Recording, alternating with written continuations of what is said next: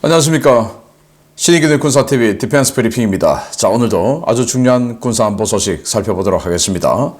우크라이나군이 휴전 협상에 대비해서 더 많은 러시아 본토 영토를 획득하기 위해서 이 쿠르스크의 북쪽에 있는 브란스크를 치는 작업에 들어갔다라는 소식을 전해드렸는데, 반대로 또 러시아는 헤르손 북쪽, 강북쪽에 있는 헤르손 도시죠. 그 헤르손 북쪽을 치기 위해서 도하 작전 준비를 하고 있다. 그래서 서로 간에 휴전 협정에 대비해서 상대의 영토를 좀 더 많이 획득하기 위한 이런 공격 준비를 하고 있는 중인데, 헤르손에서 지금 어떤 움직임이 있는지 보도록 하겠습니다. 자, 5가지 단신 먼저 보겠습니다. 러시아는 아랍 국가와 수호이 57 전투기 공동 생산 협상 중이다 라는 소식에서부터, 폴란드는 모든 민간 공항 그리고 비행장에 민군 겸용 전환을 발표했는데, 정말 폴란드가 생각하는 이 러시아의 안보 위협이 어마어마한 것 같습니다. 첫 번째입니다. 러시아가 국가명을 밝히지 않은 일부 아랍 국가들과 5세대 스텔스 전투기 수호이 57 공동 생산을 위한 협상을 진행하고 있다고 밝혔습니다. 사우디와 UAE가 수호이 57에 대한 관심을 완전히 접은 상황에서 알제리 외에는 가능성이 없어 보이는데, 과연 어느 나라가 수호이 57 협상을 하고 있는 것인지 궁금증이 커지고 있습니다. 극좌 정부가 이스라엘과 국교를 끊어버리면서 주력 전투기 크피르 전투기의 가동이 불가능해진 콜롬비아가 신형 전투기 도입도 어렵게 되었습니다. 미국이 콜롬비아가 추진 중이던 그리펜 EF 전투기 도입 사업에 수출 승인 거부 방침을 확장하면서 콜롬비아 차기 전투기 사업이 돈주화됐다는 소식입니다. 극좌 반미 콜롬비아는 신형 전투기 확보에 어려움을 겪고 있는데, 자유민주주의 친미로 전향한 아르헨티나는 거의 반세기 만에 전투기를 얻었습니다. 아르헨티나가 미국의 도움으로 덴마크 퇴역 F-16 MLU 전투기를 처음으로 인수하고 기념 행사를 열었습니다. 트럼프 행정부가 유럽의 안보 분담 압박을 강화하고 있는 가운데, 프랑스가 유럽 방위력 강화 차원에서 독일의 핵무기를 탑재한 라팔 전투기를 전진 배치하는 방안을 추진 중입니다. 미국이 독일 람슈타인 공군기지에 배치한 전술핵을 철수시킬 가능성에 대비한 것인데, 과연 독일이 이를 수용할지 지켜봐야겠습니다. 러시아 군사 위협에 대응하기 위해 국력을 기울여 군사력 증강에 나선 폴란드가 자국 내 모든 공항과 비행장을 민군 겸용으로 전환한다고 밝혔습니다. 이에 따라 폴란드의 모든 민간 공항은 유사시 군용 목적으로 이용될 수 있도록 개장되는데요. 나토 최전선에서 폴란드가 느끼는 안보 위협, 정말 심각한 모양입니다. 네, 수호이 57. 네, 이걸 알제리가 지금 직도입하고 있죠. 그리고 이란도 도입설이 나오고 있는 가운데 또 북한도 도입설이 나오고 있고, 그런데 국가명을 밝히지 않은 아랍 국가라고 했으니, 자, 아랍이면 네, 이란은 페르시아니까 아랍이 아니죠.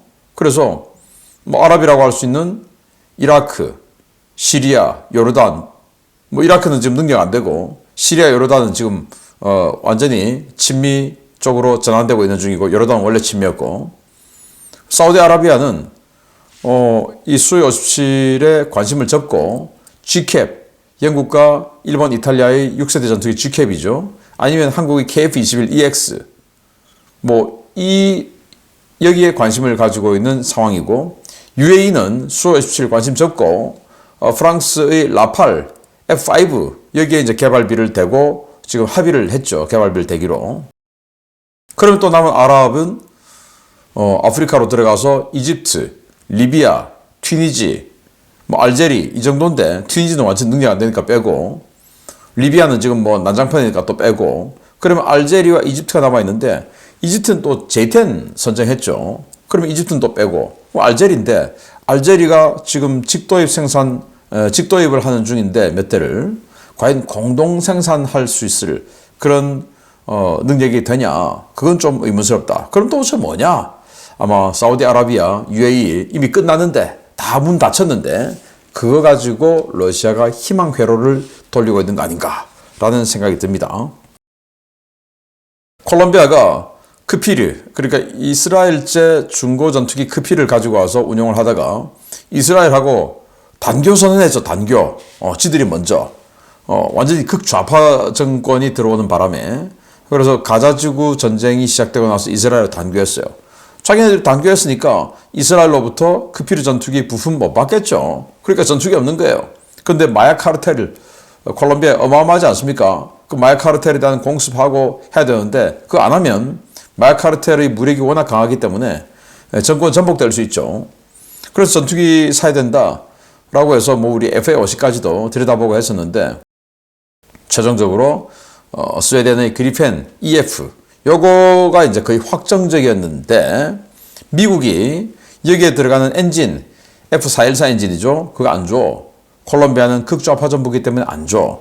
그리고 여기에 들어간 무장들 뭐 사이드와인더라든지 암람이라든지 또 각종 유도폭탄이라든지 이런 거 안 줘. 이렇게 되어서 특히 엔진이 안 들어가니까 뭐 게임 끝난 거죠. 특히 이제 그리펜 같은 경우는 이 모든 부품을 독자 개발하기보다는 지금 시장에 나와 있는 것들을 이거 사고 저거 사고 조합해서 만든 이런 전투기이기 때문에 그 해당 국가에서 이해를 안 내주면 팔기가 어려운 거예요. 그래서 아니야 다를까 미국이 콜롬비아는 안 돼. 그렇게 했는데 자 그럼 콜롬비아 전투기 못 사면 이제 중국제 전투기를 사야 할까? 그럼 미국하고 완전히 정말 완전히 척지게 되는데 네 고민이 크겠습니다. 극좌 정부 정권의 폐해가 바로 이런 거다. 반면에 우파 정권이 들어온 아르헨티나는 완전히 또 입장이 또 다릅니다. 아르헨티나는 포클랜드 전쟁할 때 그때만 하더라도 A4 전투기 그리고 프랑스의 슈페르 에땅다르 전투기 뭐 이런 거 운영을 하고 있었죠. 그러다가 그 이후에 전투기를 못 샀어요. 왜냐? 영국이 제재를 하니까 아니 우리하고 포클랜드 전쟁한 적국인데 어디다가 지금 거기다가 전투기를 팔아? 그래서 우리도 FA-50 팔려고 하다가 그게 들은 사출 좌석 등이 영국제가 있으니까 또 영국이 이해를 안 내줘서 못 팔았죠. 미국도 영국하고 완전히 그냥 형제 같은 동맹이다 보니까 안 팔았죠. 그런데 이제 아르헨티나의 우파 정권이 들어와서 이 밀레이 대통령이 정말 대단해요. 이 미국의 보수 정치 행동회의 CPEC 그 CPEC에 가서 일론 머스크가 이 밀레이 대통령에게 무대에서 전기톱 윙 하는 전기톱 그걸 선물했어요. 그래서 밀레이가 그걸 받고 무대에서 한번 흔들면서 이걸로 좌파들 다 썰어버리겠다 이렇게 하는 등 뭐 좌파라고 하면은 부들부들하니까 미국이 봤을 때 이제는 믿어도 되겠다 해서 뭐 영국이 익스큐즈를 해줬을 가능성이 높죠. 그래서 이 F-16 덴마크가 투약하는 F-16 전투기 AB형 요거를 미국에 가지고 가서 24대를 미국이 오버를 해서 3억 달러 받고 오버를 해서 넘겨줍니다. 그래서 덴마크는 그냥 전투기 그냥 뭐 퇴역해서 버린 거고 그걸 미국이 가지고 와서 3억 달러 받고 수리 깔끔하게 수리해서 넘겨주고 아르헨티나는 뭐 한 10년 넘게 쓰겠죠. 이렇게 되면 3억 달러에 F-16 24대 물론 뭐 색은 아니지만 굉장히 가성비 좋다. 대통령 잘 만난 덕분이다 라고 할 수 있죠. 자 프랑스가 독일에 희한한 제안을 했습니다. 바로 이 핵미사일 이 핵미사일이 ASMP-A라는 공대지 핵미사일인데 사거리가 한 500km 플러스 알파 날아가고 초음속이에요. 라팔에 장착을 합니다. 그 전에 이제 미라지에 장착을 했는데 미라지는 다 이제 퇴역을 하니까 독일에 미국이 그 핵 공유를 하고 있었죠. 그런데 뭐 유럽은 니들이 지켜 왜 끝까지 우리가 해줘야 되는 거야? 자 이렇게 해서 지금 트럼프 대통령은 유럽에 있는 미군 빼겠다는 거 아니겠습니까? 그러면 독일은 핵이 없으니까 불안하다. 그래서 프랑스가 우리 핵을 갖다 놓을게. 라팔하고 이 ASMP-A 이 핵미사일 갖다 놓을게. 그 대신 운영은 우리가 한다. 자, 이런 제안을 하고 지금 협상 중이라고 하는데 어떤 매듭이 될지 지켜봐야 되겠습니다. 자, 폴란드가 정말 전쟁에 대한 공포가 큰 것 같습니다.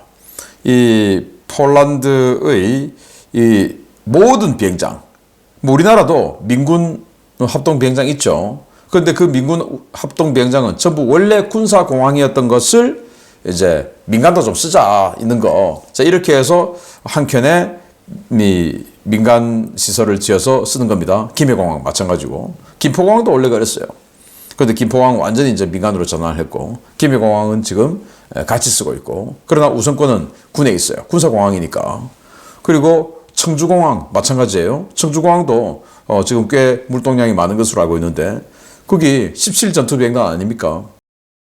그리고 포항공항도 거기 해군 항공사령부 공항 아니겠습니까? 뭐 그런 거 다 그런 거예요. 예, 군산공항도 그렇고.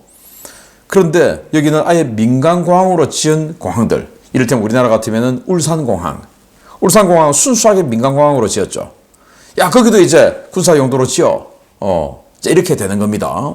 그래서 군사공항으로 하려고 하면은 일단 군사 지원 시설이 있어야 되겠죠.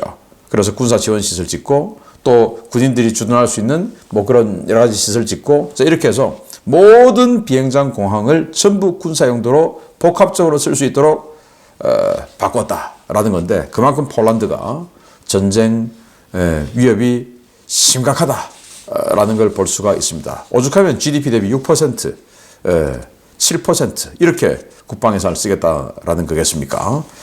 자, 오늘의 메인 뉴스 보겠습니다. 트럼프 행정부로부터 강력한 종전 압박을 받고 있는 우크라이나가 협상력 제고를 위해 쿠르스크와 브란스크 지역에서의 공세를 강화하고 있는 가운데, 러시아도 우크라이나 배후를 찌를 준비를 하고 있습니다. 러시아가 헤르손 지역에서 도하 작전을 준비 중이라는 소식입니다. 러시아가 우크라이나군의 방어가 취약한 헤르손 지역 공략을 위해 드니프르강 도하 작전을 준비하고 있으며, 이를 위해 다수의 수륙양용 장갑차들을 헤르손 남부에 집결시키고 있다고 복수의 러시아 밀 블로거들이 리포트했습니다. 러시아군이 현지 시각 2월 25일 공개한 영상에는 러시아 해군 육전대가 사용하는 PTS-4 수륙양용 장갑차가 강을 건너는 훈련을 하는 모습이 담겨져 있었는데요.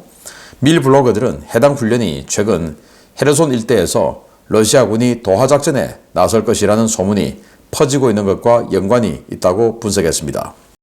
영상 속에 나오는 PTS-4 수륙양용 장갑차는 최대 70명의 보병을 태울 수 있는 장갑차인데요. 수상에서 최대 시속 15km를 낼 수 있어 러시아군에서 상륙작전이나 도하작전에 사용되고 있습니다. 해당 장갑차는 우크라이나군의 FPV 드론을 막기 위해 코프 케이지를 장착하고 있었는데요. 현지 소식통들은 이 장갑차를 가지고 도하작전에 나설 부대는 제61 해군 육전여단일 가능성이 높다고 분석하고 있습니다.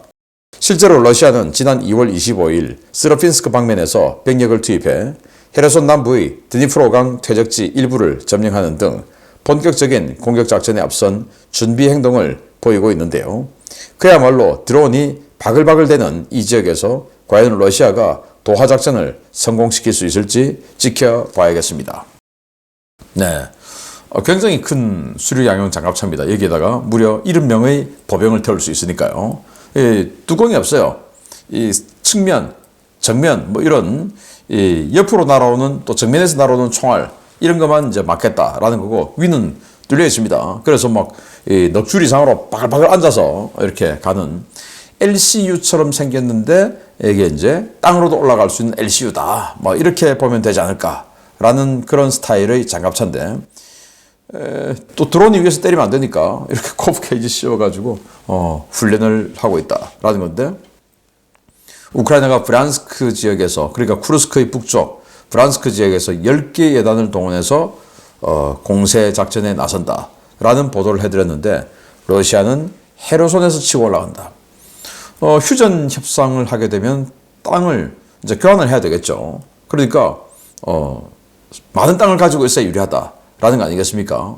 그런데 지금 저희들이 계속 우크라이나 전황을 소개해드리다가 탄핵 정국 이후에 그 국내 정치 관련한 소식을 주로 전하다 보니까 지금 이 우크라이나 전황에 대해서 조금 공백이 생겼는데, 그 공백을 좀 메워드리자면 포크롭스크, 그게가 가장 치열한 전투였지 않습니까? 그런데 지난 2달여 동안 러시아는 포크롭스크에서 전진을 못하고 그대로 그냥 스탑돼 있어요. 공세 이력도 러시아도 다 된 겁니다. 그래서 그 어떤 곳에서도 러시아가 지금 진격을 못하고 오히려 지금 역습당하고 있는 이런 상황입니다. 전체적인 전황이. 그러니까 러시아도 땅이 좀 많이 필요하죠. 그래서 지금 헤르손 쪽에 우크라이나 방어가 취약하니까 이걸 치고 올라가야 되겠다. 이렇게 보는 겁니다. 그래서 이렇게 도하작전 훈련을 하고 있는 이런 PTS-4 수륙 양용 장갑차인데, 자, 이 헤르손 지역에 얼마 전에 크림반도 쪽에서 북쪽으로 헤르손 쪽으로 대규모 병력 이동이 있는 것이 식별됐다라는 첩보가 있었어요. 뭐 그런 거 하고 뭔가 좀 연관성이 있지 않을까라고 생각이 되고, 그리고 이제 폰톤 브릿지 도하 부대도 지금 훈련을 하고 있으니까 저런 수륙양용 장갑차 또 폰톤 브릿지를 통한 이 차량들 또는 전투 장갑차들, 전차들 뭐 이런 것까지 준비하고 있는 거 아닌가라는 생각이 드는데, 이 정도 되면 뭐 제법 큰 규모의 도하 작전인데, 자, 이 드니프로 강 있죠. 드니프로 강이 원래 카우프카 댐이 있을 때는 물이 수위 조절이 잘 돼서 여기 강폭이 한 5km 정도 됐어요. 그런데 저 댐을 터뜨려버리고 하면서 퇴적지가 생겨서 지금은 5km 정도 되는 그 강폭이 물이 흐르는 곳은 한 1km 정도가 채 안 된답니다. 나머지 4km 정도는 그냥 퇴적지가 된 거예요. 퇴적지가. 이를테면 모래밭이 된 거죠. 그 퇴적지 안에 한 3km 이상 쑥 들어와서 러시아군이 여기다가 지금 진지를 구축을 했다는 겁니다. 자, 그러면 이 진지 구축에서 이제 강 북쪽까지 가는데 1. 몇 킬로 정도만 가면 되는 겁니다. 그리고 강폭은 1km가 채 안 되고. 그래서 또 건너편에 있는 우크라이나군 보면 전부 이제 V자 마크가 많이 보이죠. 저 V자 마크가 다 드론 부대예요. 주로 드론 부대가 지키고 있고 보병 부대는 별로 없습니다.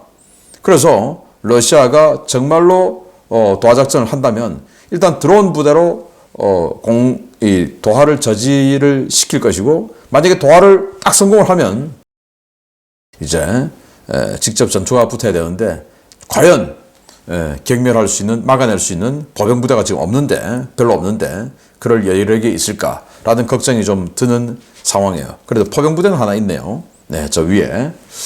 네, 이런 양측의 지금 이 교착 상태를 서로 간에 러시아는 가장 남쪽에서 뚫어보려고 하고 있고 우크라이나는 가장 북쪽에서 뚫어보려고 하고 있는 이런 상황 알려드렸습니다. 마치겠습니다. 감사합니다.